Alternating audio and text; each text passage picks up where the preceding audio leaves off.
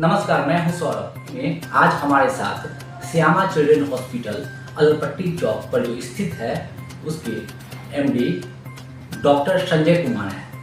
सबसे पहले हम संजय कुमार जी का अपने चैनल में स्वागत करते हैं। बहुत बहुत स्वागत है आपका।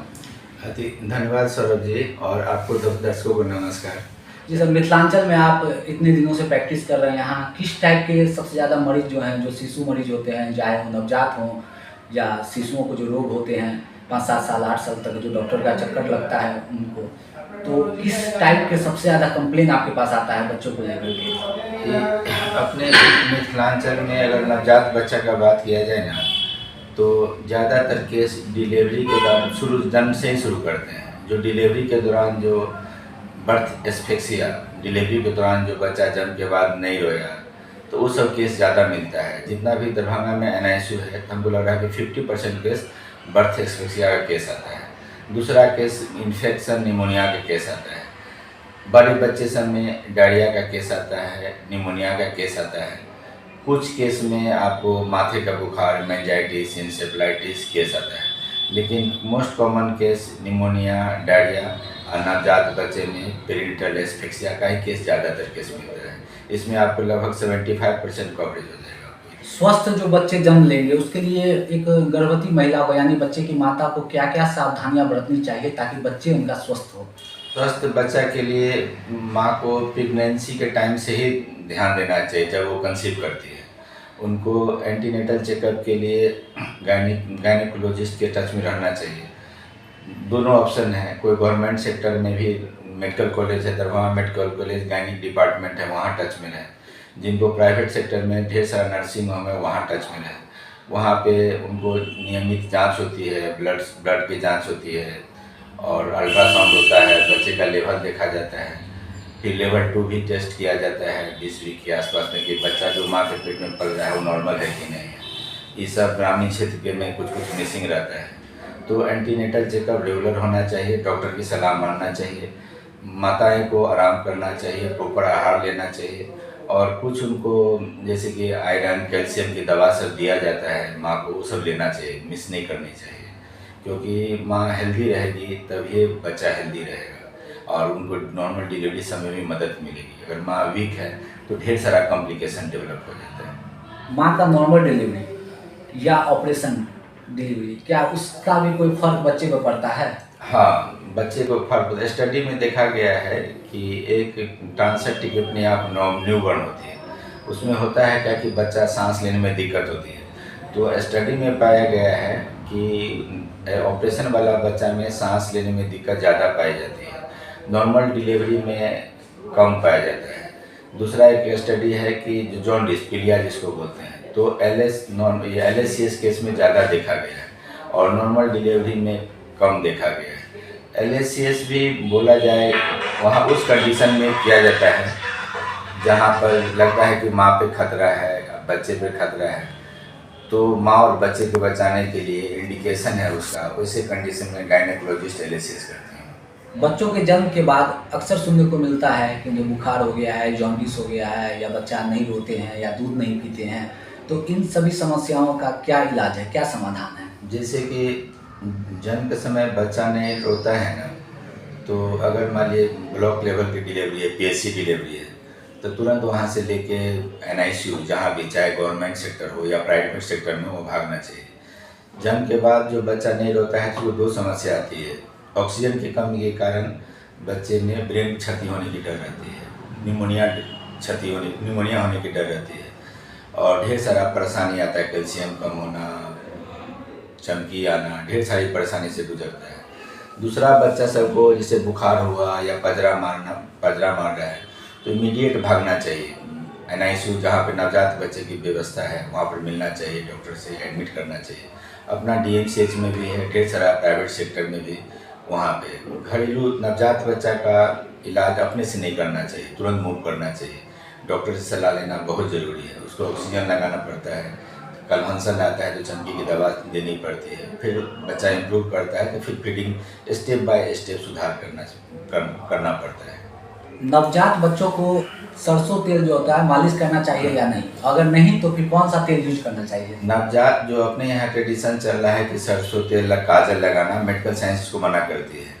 सरसों तेल में थोड़ा सा इरिटेंट का काम करता है, स्किन में दाना उना बच्चे को आ जाता है, जलन वगैरह देती है। तो सरसों तेल अवॉइड करना चाहिए। बेस्ट तेल है जो कॉमन सब आदमी अफोर्ड कर सकता है, वो नारियल तेल है। नारियल तेल यूज़ कीजिए, जैतून का तेल यूज़ कीजिए, ये सब यूज़ कीजिए। सरसों तेल नहीं लगाना है, काजल नहीं लगाना है। बच्चों को टीका दिलवाना क्यों जरूरी है? और वो जो वैक्सीनेशन बच्चों का होता है उसका क्या क्या टाइम पीरियड है और कब कब उनका टीका पड़ सकता है? बीमारी को रोकथाम के लिए वैक्सीनेशन बहुत ज़रूरी है, एकदम देना ही चाहिए। वैक्सीनेशन कितना बड़ा चीज़ है जो आदमी नहीं समझ रहे थे, तो कोविड में सब लोग समझ गए हैं कि वैक्सीनेशन से ही कोविड दूर हुआ, और बाकी जो सोशल डिस्टेंसिंग था। लेकिन मेन हथियार वैक्सीन आने के बाद ही कोविड खत्म हुआ। तो मेरा कोविड से क्यों तुलना करना है? ये कहने का मतलब मेरा ये है कि वैक्सीन एक ऐसा अस्त्र है जो आपको बीमारी से रोका जा सकता है, ठीक है। तो अब है कि वैक्सीन क्या क्या देना चाहिए, कब देना चाहिए। तो जन्म के समय BCG, OPV, हेपेटाइटिस बी पड़ता है, फिर 6 वीक में पड़ता है, 10 वीक में पड़ता है और 14 वीक में पड़ता है। उसका शेड्यूल है। IAP, Indian paediatrics of India का गाइडलाइन है, उसके अनुसार इंडियन गवर्नमेंट या प्राइवेट सेक्टर में सब लोग देते हैं।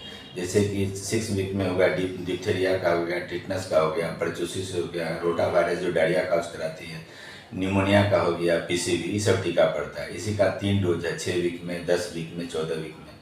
फिर मिजिल्स मम रूबेला का 9 मंथ में है। फिर हेपेटाइटिस A का 1 साल में है। फिर इसी सब का बूस्टर डोज आता है आपको 15 से 16 महीना में। फिर 1-2 साल के आसपास में अब नया गाइडलाइन में 9 मंथ में मेनिंगोकोकल है। फिर इसी सब का बूस्टर डोज जो 5 साल में देना है, सेकेंड बूस्टर डोज देना है।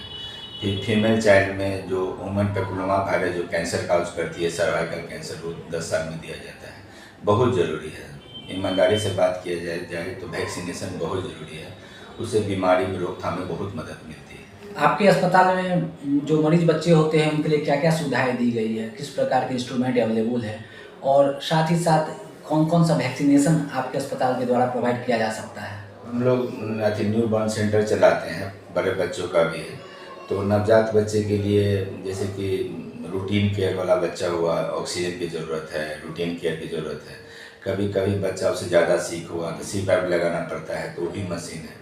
कभी उससे भी बच्चा सीक हुआ तो वेंटिलेटर की ज़रूरत पड़ती है, उससे भी मशीन है। ये हुआ कि नवजात बच्चे के लिए। बड़े बच्चे के लिए भी PICU या HDU वार्ड होती है, वार्ड की डिवीज़न या जनरल वार्ड, उस सब की व्यवस्था है। मेरे यहाँ ही नहीं है, बाकी लोग यहाँ भी हैं। दरभंगा में बहुत 4-5 सेंटर है, DMCH में सभी लोग यहाँ व्यवस्था है। आयुष्मान भारत योजना को आप किस प्रकार देखते हैं और यह कितना फायदेमंद है? आयुष्मान भारत योजना बहुत ज़रूरी है। बहुत, जैसे कि मेडिकल कॉलेज है तो सारा गरीब पेशेंट का सारा लोड मेडिकल कॉलेज पर पड़ रहा था, तो बेड कम पड़ जा रही थी। प्राइवेट से बेड नहीं मिला मेडिकल कॉलेज में, फिर पेशेंट रोड पे प्राइवेट सेक्टर में गया। पैसे के अभाव में जो बच्चे का इलाज हो सकता था नहीं इलाज हो पाता था, नाम कटा के लोग घर ले जाते थे। ये चीज़ हम लोग भी देखे हैं, और बच्चे की जान जाती थी।